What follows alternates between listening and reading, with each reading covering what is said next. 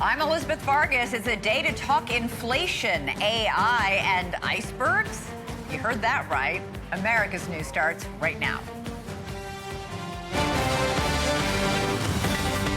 I heard somebody say before that we're going to try and catch China. We're not catching them, we're leading. Tonight, the fight for the future. President Trump is focused on winning the AI battle against China. Then, we're trying to advance the Coast Guard and our ability to carry out our statutory missions in the Arctic. as tensions rise with Russia, the U.S. is beefing up its fleet in the Arctic. And NewsNation is getting an exclusive look at the newest polar icebreaker ship, why it might become key to America's national security. And later, Lee Harvey who? The CIA long claimed it knew very little about JFK's assassin. Newly declassified files show that wasn't true. Plus, why our guest believes there is more to come. Good to have you with us. We begin tonight at the White House, where President Trump will arrive in just a few moments after attending a major AI energy summit at Carnegie Mellon University in Pittsburgh. There, the president unveiled more than $90 billion in investments from some of the biggest companies in the world. Among the biggest, Google and Blackstone, both announcing $25 billion investments in AI data centers and infrastructure. It'll create thousands of jobs and turn Pittsburgh into a tech hub. It's part of an effort to get a big head start in the digital race that the U.S. Energy Secretary is comparing to the Manhattan Project. We believe that America's destiny is to dominate every industry and be the first in every technology, and that includes being the world's #1 superpower in artificial intelligence, and we are way ahead of China. But while President Trump focuses on winning the future, there's another problem that needs his immediate attention today, one that also dogged his predecessor, and that would be inflation. Consumer prices in June rose 2.7% from a year ago, the highest level since February. Month over month, it is up 0.3%. Now, this is still a fraction of the worst inflation under the Biden administration, but an uptick like that was troublesome enough to help shave off more than 400 points from the Dow. So, what does this mean for you? It means you're paying more for things like food, toys, clothing, household appliances. Economists say it's a sign that tariffs are getting passed on to consumers, a trend that could continue if the global trade war gets real and gets really ugly. But at the same time, prices for new cars dropped, another gauge and another look at the impact of these tariffs. Now, for his part, President Trump touted the new inflation report as a win and repeated his calls on the Federal Reserve to lower interest rates. Essentially, they were exactly as anticipated, very low inflation. So what you should do is lower the rate. The Fed should lower the rate immediately. We should have the lowest interest rate anywhere in the world, and we don't. Jerome Powell has done a terrible job, and frankly, I don't think he could do a worse job. He's called everything wrong. All right, let's go right now to NewsNation's Kelly Meyer, live for us at the White House. Kelly, the president had some very strong words on Jerome Powell, as he has almost every single day since taking office. That's exactly what I was going to say, Elizabeth. It's almost this daily drumbeat of calls for the Federal Reserve Chair to resign. Today, we got a double dose of that as he spoke to reporters again just moments ago before lifting off to return here to the White House, which you may hear Marine One landing any moment now. He had some strong words, as you said, for his Federal Reserve Chair. He said that now is the time to lower rates. The Federal Reserve may not agree with that, with Trump's tariffs impact coming on, but he does say that now may be the time for Powell to be fired. Take a listen to this. I think he's terrible. I think he's a total stiff. But the one thing I didn't see him as a guy that needed a palace to live in. You talk to the guy, it's like talking to nothing. It's like talking to a chair. No personality, no high intelligence, no nothing. But the one thing I would have never guessed is that he would be spending $2.5 billion to build a little extension onto the Fed. Nobody's ever seen. I think it sort of is. He was also asked about who he may consider to replace Powell. He was asked about Treasury Secretary Scott Bessent. Sources here have told me that his name has been brought up along with Kevin Hassett. As far as we know, no decisions have been made on that. Of course, Powell is still in this position right now, and we don't know yet the full impact of his tariffs. We are watching for that Fed policy decision coming up at the end of the month. Elizabeth. Right, but with interest rates going up again, it's almost guaranteed the Fed will not do what Trump is asking and lower interest rates. So the calls may continue from the president here, and that's exactly right. That price pressure could continue for the coming months, especially with the threat of those tariffs coming on August 1st as well. He has been talking about making more deals, but there's still a lot of tariff threats out there for these countries, along with the EU coming up on August 1st. So this could continue, and that could mean whether the companies absorb the cost or that gets passed on to consumers. Elizabeth. All right, Kelly Meyer reporting live from the White House. Thank you so much. Let's get some reaction now from Chris Cillizza, NewsNation political contributor and senior advisor at the DGA Group. Chris, great to have you. Okay, inflation back up to its highest level since February, second month in a row that it's gone up. Economists are blaming Trump's tariffs. Are they right? Well, as a non-economist, I can tell you the issue, Elizabeth, is that politically, there seems to be a real correlation here, right? Inflation was going down. Donald Trump started imposing tariffs. Stock market went down. Inflation has at least started to tick up, as the vast majority of economists said that it would. You know, Donald Trump bad-mouthing Jerome Powell and saying they need to lower the rates. You know, my guess would be if you gave Jerome Powell truth serum, he would say to Donald Trump, don't stop imposing tariffs. And that's the thing I don't know about. You know, look, we're 16 days from the August 1 deadline, another deadline about tariffs and putting it in place against lots of people, lots of trading partners if we can't make deals with them. It's terrible politics. It has been from the start.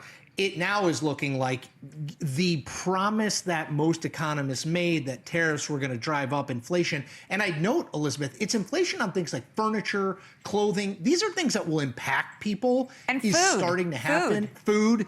It's starting to happen as economists said it would. Now, inflation hasn't surged, but as you point out, highest since February. I don't know if that makes Donald Trump reconsider tariffs on August 1st. It should. Certainly politically speaking, I don't know if it will. Yeah, it's worth noting, okay, inflation is 2.7%, 2.9% by some gauges, core inflation. Under President Biden, it was over 9%. So That's right. We are in completely, even though it's gone up and it's the highest since February, we're still way below what it was under President Biden. The point is this was a huge factor in Trump's campaign. He knew, he heard people when they said it cost too much, and we're inching back toward that. And the reality too, Elizabeth, is look, 99 economists who looked at his tariff plan said it's going to raise inflation. They would predict sort of different numbers of what it was going to raise, but 99 out of 100 would say that. One who probably worked for Donald Trump would say, no, everything's going to be fine. So again, it's not like this was unforeseeable. Now, if this is the worst it gets, to your point, right? Honestly, I think Donald Trump will live with that. But I think what would worry me if I was a Republican elected official looking at these numbers is the trend line. That's it. You know, if we're moving up and the number continues to kind of go up, well, you know, the closer we get to 2026, that would start to worry me, particularly if Trump is bumping it with more tariffs. Meantime, President Trump had this huge announcement today with this massive investment in AI and energy in Pittsburgh. The energy secretary posted, quote, "The AI race is the second Manhattan Project. We are in a real race with China, and there are very high stakes, especially," he's right when, likening it to the Manhattan Project. Absolutely. Absolutely. I think that the average person doesn't grasp, and I understand why. It doesn't affect your daily life right now in a way that the internet in 1993 didn't affect your daily life. But all of a sudden, it becomes 2002, 2003, and it's changing everything. I think AI has the potential to do that. I think it's going to restructure, just for example, the energy sector, the amount of energy required. Trump has talked about this just to keep all this computing power available is going to be vast. I mean, it's going to reshape, I think, look, as a journalist, it's going to reshape journalism. I think it's going to reshape the energy sector. I think it's going to reshape, we talk a lot about blue collar jobs, and it's going to reshape. I think it's going to reshape a lot of white collar jobs. Yeah. I don't know that it's a 1 year time horizon where that happens, but I'd be very surprised if it wasn't in a 5 year time horizon. I was just about to say it's definitely within a 5 year time horizon. Yeah. Our lives will look very, very different in 5 Yes. years. We just don't know how. We're going to switch gears to the so-called Jeffrey Epstein client list, which is a MAGA headache turned full-blown raging migraine that refuses to go away. A very frustrated President Trump was just asked moments ago about this on the tarmac at Joint Base Andrews. Listen. I don't understand why the Jeffrey Epstein case would be of interest to anybody. It's pretty boring stuff. It's sordid, but it's boring. And I don't understand why it keeps going. All right, Chris Cillizza is still with me. Also joining us now is Steve Crackour. He's a NewsNation contributor and executive producer for The Megyn Kelly Show. Steve, the president moments ago just said, this is boring. Why are people so interested in this? This was a few hours after he directed Pam Bondi to release whatever she thinks is credible. First of all, you know, is anything he can do right now going to mitigate the outrage that's been building? Well, I think there are things he could do. I would say there's nothing he can say. You can, if you feel okay, it's boring. Let's just play this out. I'm open-minded to the idea that the Jeffrey Epstein quote-unquote files are boring. There's nothing in them. They're redacted. They're not going to see anything. I'm open-minded to that. Well, prove it. Show me. Explain it. You know, at the very least, put Pam Bondi and Kash Patel out in front of a microphone, give a press conference, explain what happened. Hey, listen, Kash Patel says, hey, I was with Glenn Beck in December of 2023. I got in the office and it's not at all what I thought. You know, I'm again, open-minded to that. And I think a lot of people who support the president would be as well. But right now, it's not going to work to just pretend it doesn't exist or, oh, just trust us, nothing to see here. That is not going to work. You have to take it seriously. You have to provide some level of transparency. And then I think people would listen. But they have not gone about that right now. And I think, you know, the idea of, okay, release some of the credible files, great. That's a start. But explain what you're seeing and just, you know, give it to the public straight. Chris, this seems to be a series of unforced errors. I mean, you know, the old saying in politics is the cover-up is worse than the crime. We just have every single day another comment, another development, another sort of story that is changing. They're fueling the story as opposed to putting it out. That's right. And that's to Steve's point, by the way, which is the only way that you can deal with this now is you have to at least look like you're putting everything out there. And you have a press conference where Pam Bondi literally says, I will answer questions until no one has any more questions. Like that kind of press conference. Because short of that, it's not going to just disappear now. It's clear that the strategy, to the extent there was a strategy, the strategy over the first week was ignore this, right? It's a boring story. Nobody cares. That hasn't worked. You know, look, just today, Lauren Boebert, not exactly like an enemy of Donald Trump, comes out and says we need a special counsel. Mike Johnson, again, not an anti-Trump guy, says they need to release everything. Nikki Haley, who we can debate her motives, but basically says what you just said, cover up is worse than the crime, transparency is the answer. These are not Democrats or even the media saying, look, there's something that doesn't smell right here. These are people who are Candace Owens is no Trump hater, right? Yeah, These are people who are within the tent, and I think they have to recognize that. And to Steve's point, you gotta do something, right? I'm not sure you gotta fire somebody, but you gotta do something that looks like you acknowledge the fact that this doesn't, regular people's minds are not gonna wrap around this because it's a total contradiction, what you said then and what you say now. Right. And you have to address that in some meaningful way. In the meantime, Steve, there are reports out today in Wired magazine that metadata from the raw Epstein prison video the night that he killed himself shows that approximately 2 minutes and 53 seconds are missing from the jail camera recordings of the door of Epstein's cell. That's nearly 3 minutes of video that is missing, removed. This is only going to lend credence to those who are saying they're hiding something. Yeah, missing minutes. There are clear edits in the tape. First of all, the tape, you know, you're looking at the doors here. None of those doors are to Jeffrey Epstein's cell. His cell is far in the distance. You can kind of see a sliver of it. None of it proves anything. I mean, that is completely botched here. And look, I think that the argument from the administration has been, There's really graphic child pornography, things that we cannot show you. Well, no one's asking to see that. And in fact, a lot of the things that we're asking to see are about how did he get so rich? What kind of people, what kind of circles was he in? And what sort of powerful people were in his orbit? That is not necessarily saying we're going to put a bunch of people's names out there and we don't know whether they actually did the crimes that they're accused of. There's a lot of gray area and middle ground between what the administration is saying we can't release and what is basically what they're doing now, which is nothing. There's a lot of area to mine here, and that we know there are documents. Chris, Trump was asked directly this afternoon if his name was in the Epstein files. He did not directly answer the question, saying he only got, quote, a very quick briefing on what was in the Epstein files. But it's important to note, just having your name in the file, whether it's Donald Trump or Bill Clinton, isn't any evidence of wrongdoing per se. No, look, I will tell you, Donald Trump's names are definitely in the Epstein file because he flew on Jeffrey Epstein's private plane, I'll note, with a very young Tiffany Trump and his wife at the time, Marla Maples, as well as Eric Trump when he was young. So did Bill Clinton. This is part of the problem, right? It is hard, I think, to just release a list of names and be like, okay, well, you guys draw your own conclusions about their connections to Jeffrey Epstein. But I do think Steve is right. I think this is not an all or nothing issue. Just because I don't think we should just release every single person's name who ever came into contact with Jeffrey Epstein, because people will assume guilt where there is no proven guilt, and that's wrong. At the same time, it seems to me more than a 2-page memo saying, all right, folks, everything's done here. Nothing to see here. Like, there's got to be something in between those two poles that they can find a place where a reasonable human being will say, okay, this feels okay. Like, oh, okay, I feel as though I've gotten at least as much of the picture as I can. Right. Elon Musk literally posted Donald Trump's in the Epstein files. That's why they're not going to release them. I mean, he posted that 3 weeks ago. So, whether that's true or not, that's out in the ether also.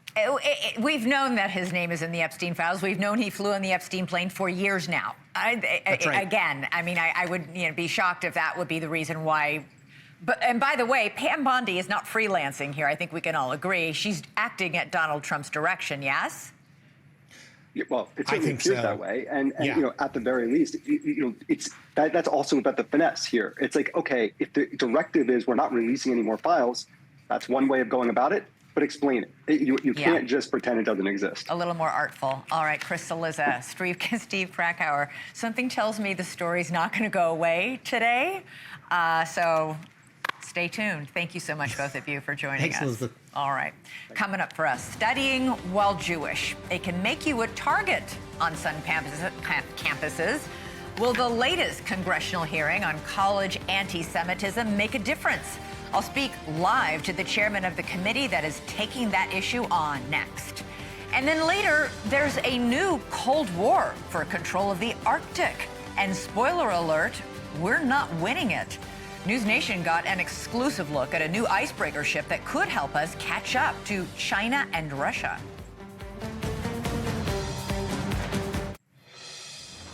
The ongoing showdown between the government and American universities over campus anti-Semitism and free speech continued today with a fiery hearing on Capitol Hill. Republican lawmakers with the House Committee on Education and the Workforce spent 3 hours grilling the leaders of Georgetown University, the City University of New York, and the University of California at Berkeley. At issue, why the schools appear to take a much more permissive attitude toward anti-Semitism than they would toward racism against black students or homophobia against gay students. Why so-called time, place, and manner restrictions on protests and demonstrations have been sporadically enforced at best when it comes to pro-Palestinian demonstrations that cross the line, in some cases creating unsafe environments for Jewish students. Congressman Elise Stefanik took aim at the head of City University, demanding what action had been taken after one particular hate crime at that school. With the New York City Police Department. So no disciplinary action has been taken by CUNY? Is that correct? We will investigate any action. So an investigation, but no actual action. You have failed the people of New York. You have failed Jewish students in New York State, and it is a disgrace. The hearing was interrupted several times by protesters in the gallery. In one case, right as Florida Congressman Randy Fine was speaking, and he was having none of it.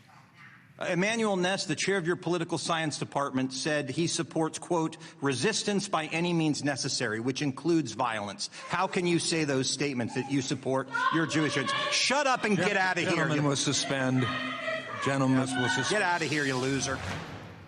For more, we're joined by Michigan Republican Congressman Tim Walberg, who's chair of the committee that held today's hearing. Congressman, great to have you with us today. Tell me how you picked the 3 schools that you had at this hearing today.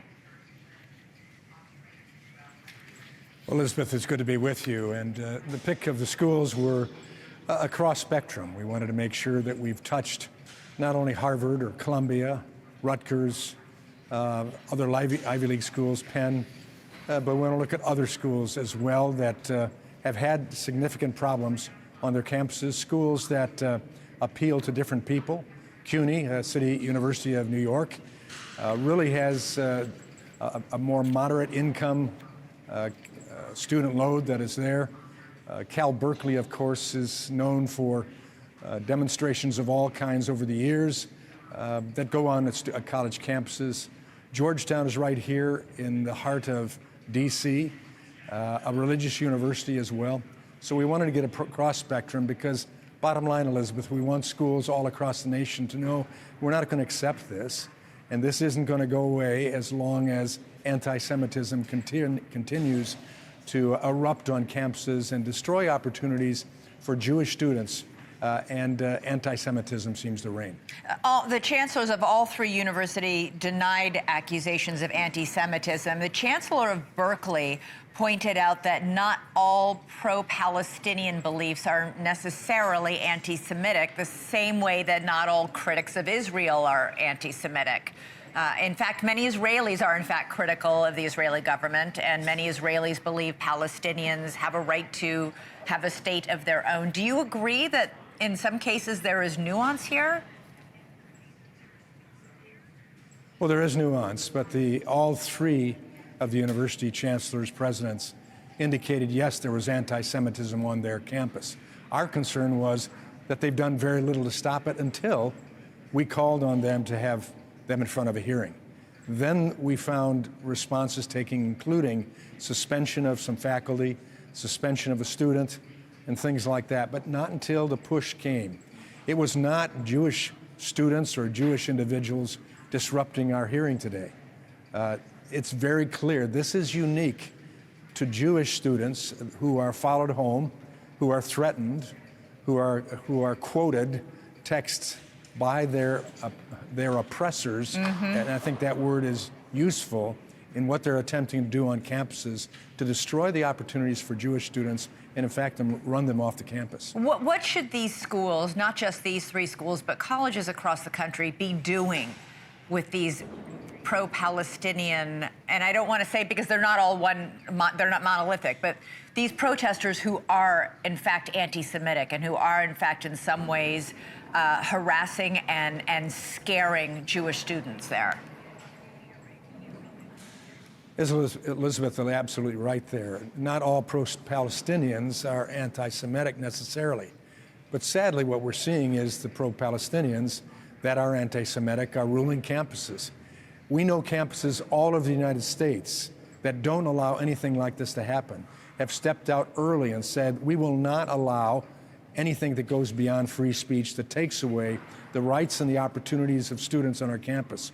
You will be suspended or removed from school, and a faculty member, you will be suspended as well. We are not going to accept this where it gets into the lives, the opportunities of students simply because they're Jewish, or in some cases, peers of the Jewish students who are afraid to stand up and defend their Jewish peers who they enjoy being friends with because of a fear that a teacher, a professor will dox them.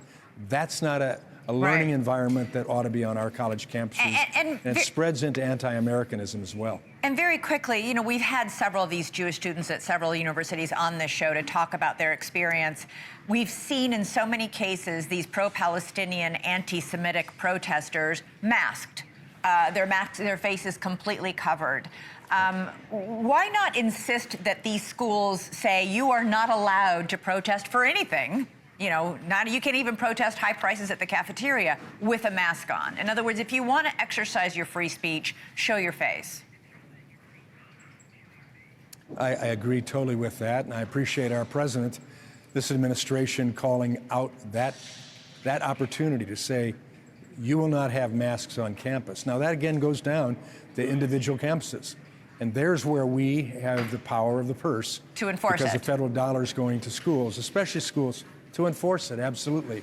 And I think that's what it's going to take when it hits their bottom line and they realize we're serious about this. We're not opposing First Amendment liberties. We're not opposing a normal campus situation where there's diversity and there's debate. But we are opposing it when it gets into violence and it gets in a situation where students, Jewish students specifically, do not feel safe on campus or able to enjoy the education they ought to have. Congressman Tim Walberg, chair of the committee today holding the hearing. Thank you, sir. I really appreciate you coming on the show. Thank you. All right, coming up on America's fastest growing cable channel, we go out west where the Coast Guard is building a new icebreaker that will soon deploy to the Arctic. Could the United States finally compete with Russia and China's military might up north? That exclusive report next. And a quick programming note, the first ever Hill Nation Summit will be held tomorrow. The event, hosted by NewsNation and our partners at the Hill, will feature interviews with top bipartisan lawmakers in Washington. NewsNation's all-day special coverage of the event starts at 6 a.m. Eastern.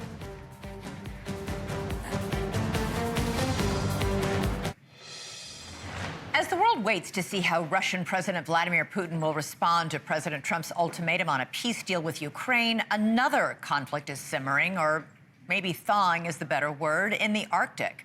The race is on to see which country will dominate control of the icy waters between Alaska and Greenland. The so-called Northwest Passage is not only economically and strategically crucial, the Arctic is a rich source of rare earth minerals that we all need for tech manufacturing. A robust ice-breaking fleet is necessary to pursue and protect American interests there. Unfortunately, the United States is lagging very behind Russia and China, who have teamed up to patrol the Arctic waters together, even though China doesn't have any territory above the Arctic Circle. As NewsNation's Nancy Liu reports, President Trump's Big Beautiful Bill just allocated some big, beautiful bucks to build a brand new fleet of icebreakers. Nancy, you're on the deck of one of those. You got an exclusive look. You're joining us live from Seattle. What does it look like? What did you see? Well, Elizabeth, welcome on board the Storis. This is the Coast Guard's new ice-breaking ship. It is currently temporarily berthed here in beautiful Seattle, but this is the first vessel to join our polar fleet in 25 years. The U.S. currently has just 3 icebreakers to serve the entire Arctic region, and of course that's where Russia and China have had a growing presence for years. Coast Guard bridge is typically designed to have multiple watchstanders. Captain Corey Kearns has a unique mission ahead, commanding the Coast Guard's new icebreaker, Storis. Job 1 is transforming this former oil industry vessel into a Coast Guard asset. Part of the reason the Coast Guard operates Arctic icebreakers is to provide access, not just for ourselves and commercial, but for the United States Navy. So if the Navy needed to operate up there in wartime, we would have to be there to ensure they could have full access to the Arctic. There's an urgent need due to melting ice in the Arctic region and a new surge in ship traffic. There's also a race to mine valuable minerals in newly exposed areas. Russia and China are already heavily invested and working together. The Russians obviously operate a lot in the Arctic. They're an Arctic nation. They have 50 icebreakers. In recent years, they've started operating with the People's Republic of China and their Navy. Russia has about 50 icebreakers with more under construction, and China has 5 with more under construction as well. The Trump administration's One Big Beautiful Bill allocates funds for a major investment in America's Arctic fleet, and one new heavy icebreaker, the Polar Sentinel, already under construction, but it won't be completed until 2030.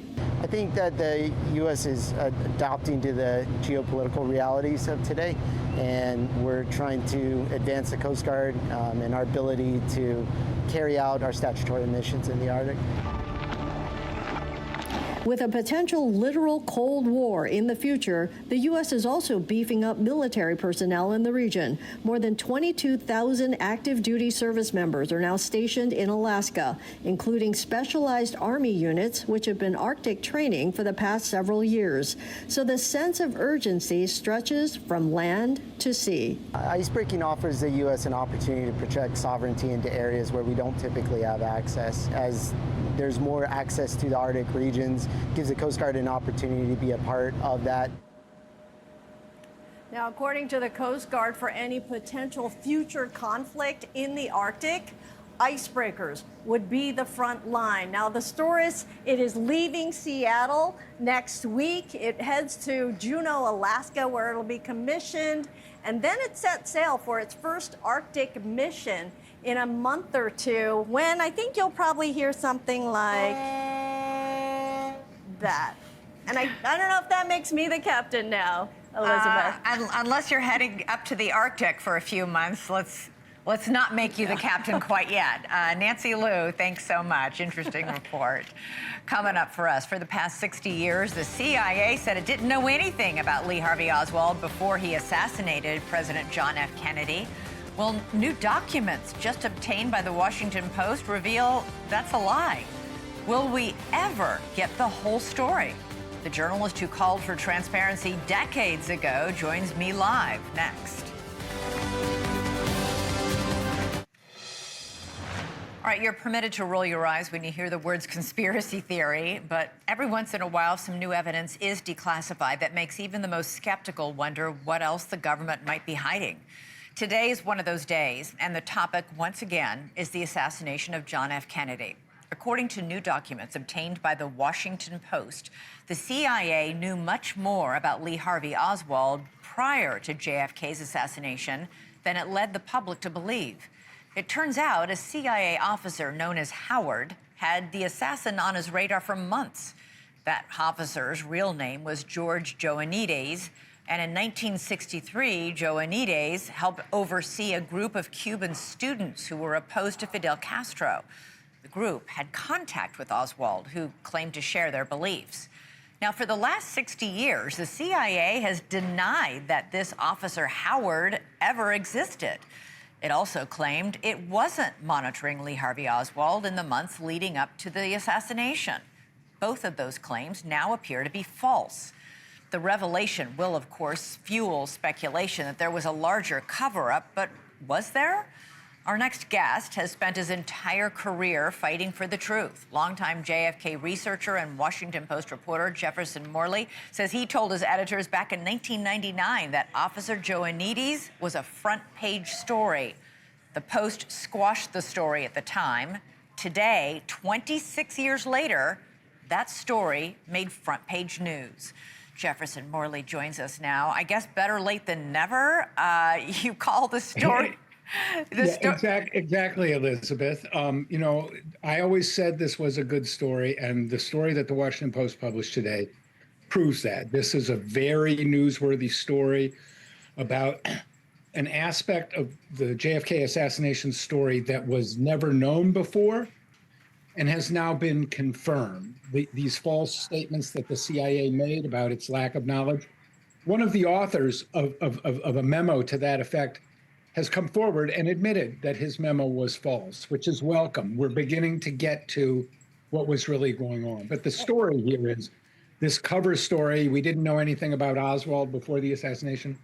That cover story is over. Why would the CIA lie about Agent Howard ever even existing, or lie about the fact that Lee Harvey Oswald was, in fact, on their radar and communicating with this Agent Howard? We don't know that he was communicating with Howard, but I mean, the question is, was Joanides interested in Oswald for some propaganda purpose and didn't understand that Oswald posed a threat to the president? Or was Joanides and other CIA officers manipulating Oswald to take the blame for the assassination, which he denied participating in. So what these documents do is they open up that question. We don't have an answer to that question.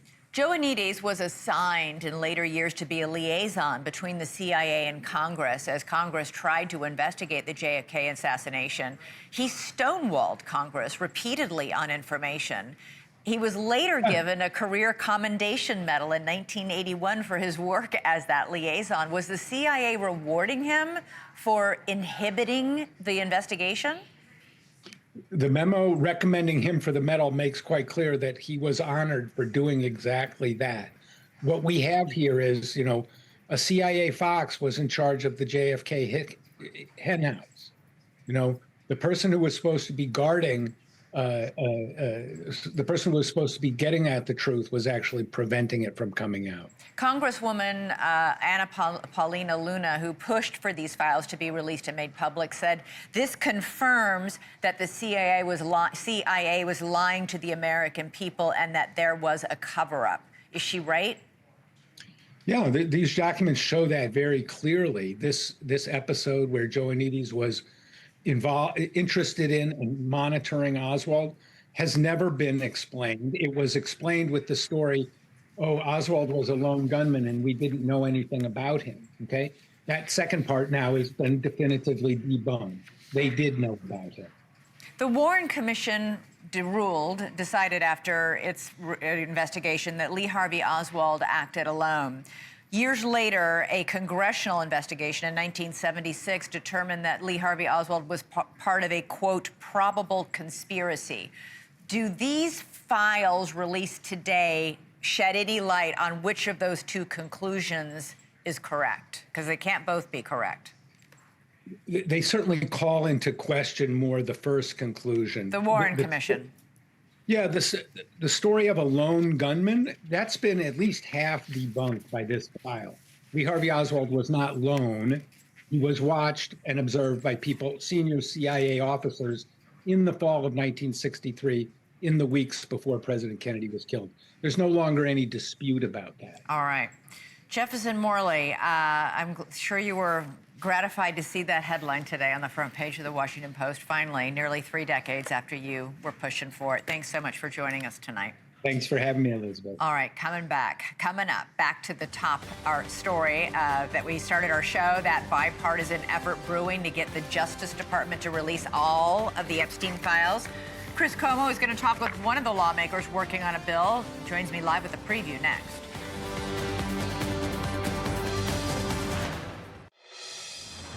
All right, Chris Cuomo joins me live.